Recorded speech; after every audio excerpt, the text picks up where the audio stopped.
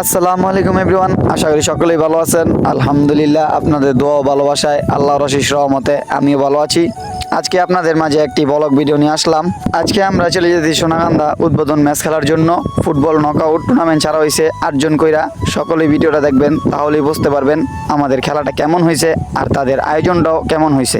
আপনারা শুরুতেই দেখতে পারছেন অটোতে যাতায়াতি করে অনেক লোক করতেছিল। ওরা হইতাছে আমার কলিজার ছোট ভাই, সব সময় আমার সাথে খেলা দেখতে যায় আর ওরা আমাকে সব সময় ভালোবাসে এবং সাপোর্ট করে। আর ওরা প্রতি খেলায় আমার সাথে যেতে চায়, ওদেরকে নিতে পারি না, ওরা ছোট তাই ওদেরকে নেওয়া হয় না। তো ওরা বলতাছে ভাই আজকে আমাদেরকে নিয়ে যাবেন, সব সময় নিয়ে যান না, তাই ওদেরকে আজকে নিয়ে নিছি। আরও অনেক ছোট ভাই ছিল, তাদেরকে নিতে পারি নাই, আমরা দুঃখিত। আর আজকে আমাদের এইখান থেকে 3টা অটো ছাড়া হয়েছে। আমার ভিডিও ম্যান প্রথম অটোতে চলে গেছে, তাই আমাকে নেওয়া হয় নাই। পরের 2টা অটো আমরা পিছিয়ে পড়ে গেছি। তো আপনারা দেখতেই পারছেন কল্যাণদী কবরস্থান পার কইরা আমরা রেল লাইন উঠে গেছি। আশা করি সকলে পুরো ভিডিওটা দেখবেন।